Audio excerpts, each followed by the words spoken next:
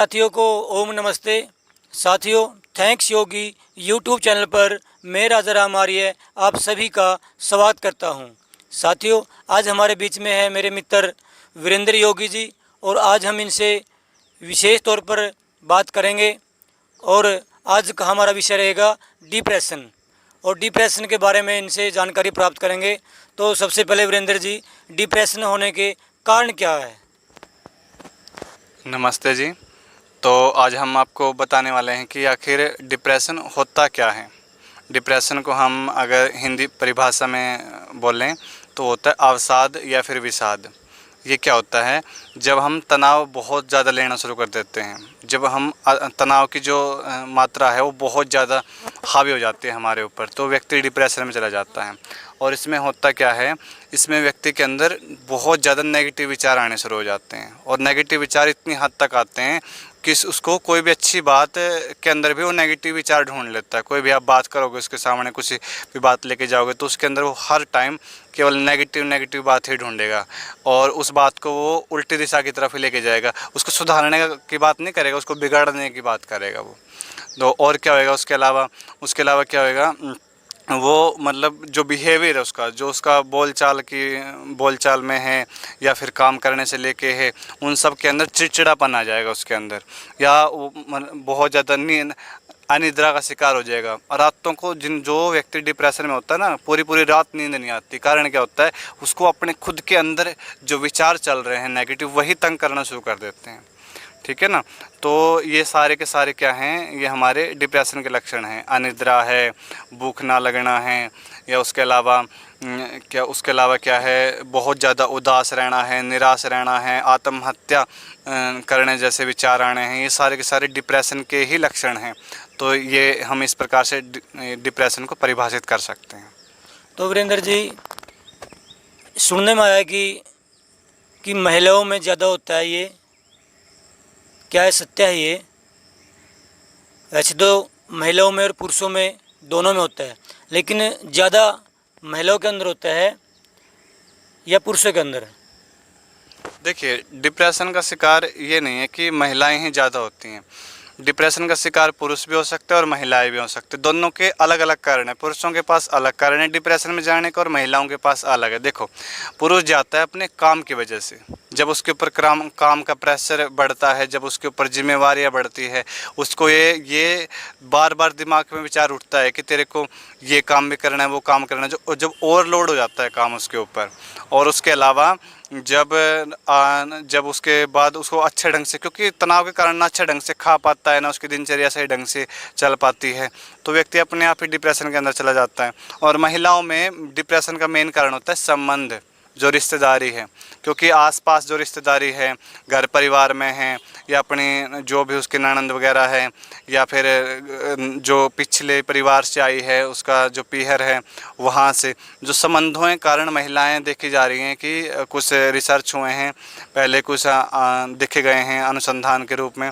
तो ये सामने आया कि पुरुष जाता है अपने काम की वजह से डिप्रेशन में और महिलाएँ जाती हैं संबंधों की वजह से डिप्रेशन में। तो वीरेंद्र जी, एक आम बात देखने को मिलती है कि जो घर में महिलाएं हैं वो ज़्यादा आजकल डिप्रेशन में रहती है, या देसी भाषा में बोल देते हैं कि भाई इसको टेंशन हो रही है। भाई ज़्यादा टेंशन ले हुआ ऊपर हुआ अपने ऊपर, और घर के अंदर भी कई बार देखने को आता है कि वो सारा दिन चिड़चिड़ापन रहता है, लड़ने के लिए तैयार रहती है और थोड़ी थोड़ी बातों के ऊपर उसको गुस्सा आता है। और इसका क्या कारण है फिर? इसका कारण ये है कि जब व्यक्ति डिप्रेशन में चला जाता है ना, तो अपना विवेक खो देता है वो, और विवेक खो देगा तो फिर हम सीधी सी बात, उसका धैर्य भी ख़त्म हो जाएगा। और जब धैर्य ख़त्म हो जाएगा तो चिड़चिड़ापन तो रहेगा ही, गुस्सा तो आएगा ही, और भी बहुत सारी प्रॉब्लम्स क्रिएट होएंगी। ठीक है ना, मानसिक रूप से। तो वीरेंद्र जी, हमने बात की कि डिप्रेशन के ऊपर, और जो घर के अंदर जो ज़्यादा महिलाएं जो टेंशन में रहती है, अब हम बात करते हैं कि इसको ठीक करने का क्या तरीका है। क्या योग के अंदर कोई ऐसी पद्धति है जिसको अपनाकर ये जो महिलाएं हैं, जो पुरुष है, वो घर के अंदर जो जो ज़्यादा डिप्रेशन में है, वो अपना इलाज कर सके, वो ठीक हो सके? तो ऐसे योग में क्या क्या है? देखिए, योग के अंदर एक पद्धति आती है पंचकोश की। तो पंचकोश में हमारा प्रथम कोश होता है, वो होता है अन्नमय कोश। तो हम अन्नमय कोश के ऊपर उसकी पहले चिकित्सा करेंगे। अन्नमय कोश कैसे? जैसे हम सबसे पहले तो उसका आहार चेंज करेंगे। आहार में क्या क्या चेंज करना है? हमने वो सारी चीज़ें चेंज करनी हैं जिनकी प्रकृति तामसिक है या फिर जिनकी प्रकृति राजसिक है, क्योंकि तामसिक प्रवृत्ति स्थिरता लेके आती है, तामसिक प्रवृत्तियों से आलस आता है, तामसिक प्रवृत्तियों से प्रमाद आता है। और तामसिक जो भोजन है अगर हम वो करते हैं तो हमें सुस्ती रहेगी, कुछ काम करने को मन ही नहीं करेगा, मन करेगा कि हम बेड पे लेटे रहें, उठने कुछ काम नहीं करेगा, क्योंकि हमें मन की भी थकावट हो जाएगी और शरीर की भी थकावट हो जाएगी। तो सबसे पहले तो हमें अन्नमय कोश के अंदर क्या करना पड़ेगा? सात्विक भोजन को प्रेफर करना पड़ेगा। जो हमारे घर के अंदर दालें हैं, साग सब्जियां हैं, हरी सब्जियां हैं, या उसके अलावा जो हम सादा भोजन करते हैं जिसे हम पौष्टिक भोजन कहते हैं, तो पहले सबसे पहले हमें अन्नमय कोश के ऊपर काम करना पड़ेगा। क्योंकि अगर हमारा अन्नमय कोश सही नहीं होगा ना, तो हम कुछ भी थेरेपी नहीं दे सकते योग के अंदर, ठीक है। तो सबसे पहले हमें अपने डाइट को चेंज करना पड़ेगा। और दूसरी आती है फिर हमारा प्राणमय कोश। प्राणमय कोश में क्या है? प्राणायाम है जो हम करवाते हैं, जो हमारे ऋषि मुनियों ने हमें सौगात दी है। तो जैसे हम भस्त्रिका करेंगे, लंबे लंबे सांस भरेंगे, छोड़ेंगे, तो उससे क्या होगा? जो हमारे अंदर जहरीली गैस भरी हुई है वो बाहर निकल जाएगी और बाहर की जो शुद्ध हवा है वो अंदर चली जाएगी। अब शरीर के अंदर अगर ऑक्सीजन भरपूर मात्रा में होगी तो दिमाग के जो न्यूरॉन हैं वो अच्छे ढंग से काम करेंगे, और न्यूरॉन अच्छे ढंग से काम करेंगे तो ही उसके अंदर सारी जो तंत्रिका तंत्र है, जो प्रक्रियाएं हैं शरीर के अंदर, चाहे वो भोजन पचाने की प्रक्रिया है, चाहे वो हमारे पाचन उत्सर्जन तंत्र क्रियाएँ हैं, मल का त्याग करना है, या फिर सारी की सारी प्रक्रिया जब अच्छे सुचारू रूप से चलेंगी तभी व्यक्ति उभर सकता है अपने इन टेंशन और तनाव की प्रक्रिया। क्योंकि आपको एक बात बता दूं कि व्यक्ति जब बहुत ज़्यादा डिप्रेशन में होगा, चिंता बार बार करेगा, बार बार कुछ ना कुछ विचार सोचता रहेगा, एक एक बात को लेके जो बैठा रहेगा, तो क्या होगा? उसका डाइजेस्टिव सिस्टम ख़राब हो जाता है, उसको कब्ज रहनी शुरू हो जाती है, कई दिन वो अच्छे ढंग से फ्रेश नहीं हो पाता है। तो ये भी एक मेन कारण है कब्ज का। तो ये दो तरीके वीरेंद्र जी ने बताए कि एक तो जो उसका जो खान पान है वो शुद्ध होना चाहिए, सात्विक होना चाहिए, और दूसरा है जो प्राणायाम, कि हर रोज़ उठे, सुबह उठकर वो प्राणायाम करे, यानी कि योग करे, तो उससे उसका जो डिप्रेशन है वो कम होगा। और अगर वो धीरे धीरे लंबे समय तक योग को अपनाएंगे, खान पान पर ध्यान रखेंगे, तो वो उसका डिप्रेशन है जो दूर हो जाएगा। और इसके अलावा वीरेंद्र जी, और देखो, अब हम तीसरे कोष के ऊपर बात करते हैं। तीसरा कोष होता है हमारा मनोमय कोष। ये मनोमय कोष के ऊपर कैसे करना है? हमने उसका मन नेगेटिव विचारों से हटाना और पॉजिटिव विचारों पे लगाना है। उसके लिए क्या करें?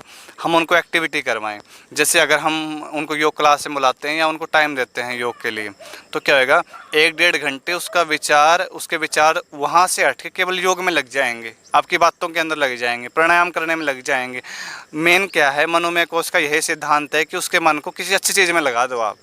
जब मतलब एक्टिविटी करवानी उससे, चाहे आप उससे कोई भी एक्टिविटी करवाओ। अगर आप कई देर तक मतलब प्राणायाम है या आसन है, या फिर हम जॉगिंग करते हैं, सूर्य नमस्कार करते हैं, तो जब सूर्य नमस्कार करेगा, जॉगिंग करेगा, तो उसका ध्यान अपने शरीर के अंदर लगेगा, उसका मन नेगेटिव विचारों से हट के योग के अंदर आएगा।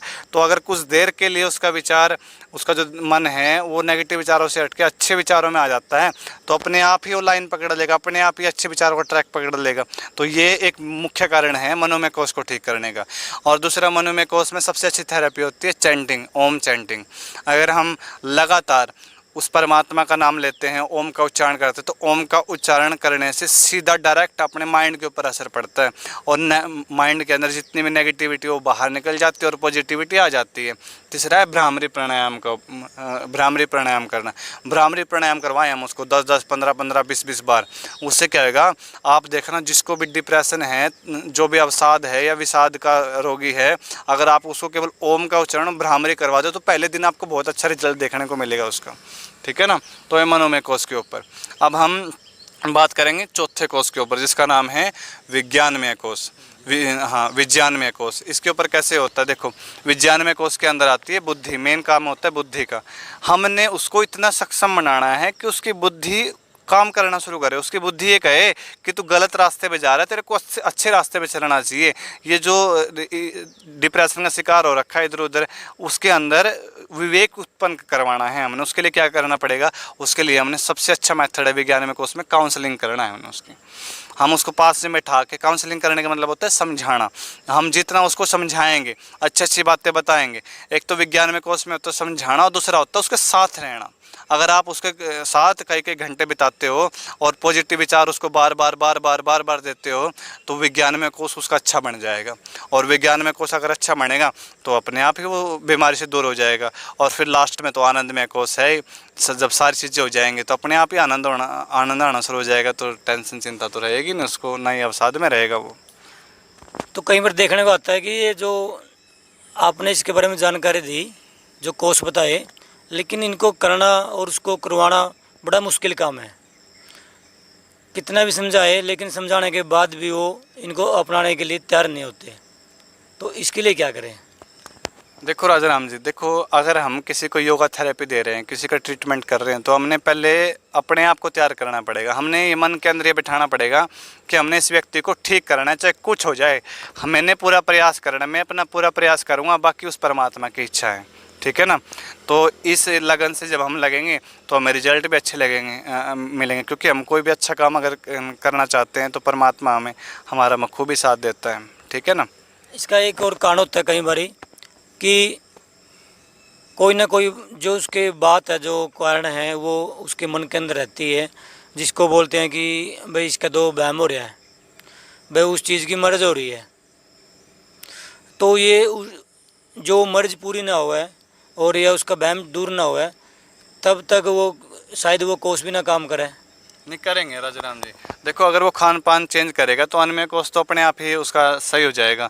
अगर वो प्राणायाम करेगा तो प्राणायाम कोश अच्छे ढंग से काम करेगा। और मन को हटाना कोई बड़ी बात नहीं है। आप मान लो अगर हम कोई काम कर रहे हैं, ठीक है, और अगर हम मान लो किसी चिंता के अंदर है, हम सॉन्ग सुनना शुरू कर देते हैं तो हमारी थोड़ी देर के लिए चिंता खत्म हो जाती है। कारण क्या होता है, हमारा मन उस विचार से हट के सॉन्ग्स के अंदर लग जाता है, किसी संगीत के अंदर लग जाता है। या हम कोई मान लो टीवी के ऊपर कोई फिल्म या सीरियल देखना शुरू कर देते हैं तो हमारा मन नेगेटिव विचारों से हट के उसकी तरफ लग जाता है। तो हमने मन को तो हटाना है, अच्छी चीज़ों में लगाना है। बस ध्यान ये रखना है, हमने अच्छी चीज़ों के अंदर उसके मन को लेके जाना है। ठीक है। तो मन भी हटाना बहुत आसान है। तो पंचकोश के ऊपर सबसे अच्छी चिकित्सा है पंचकोश की चिकित्सा। अगर हम पंचकोश के द्वारा चिकित्सा करते हैं तो ईजिली बहुत अच्छे ढंग से काम करेंगे सारी चिकित्साएं।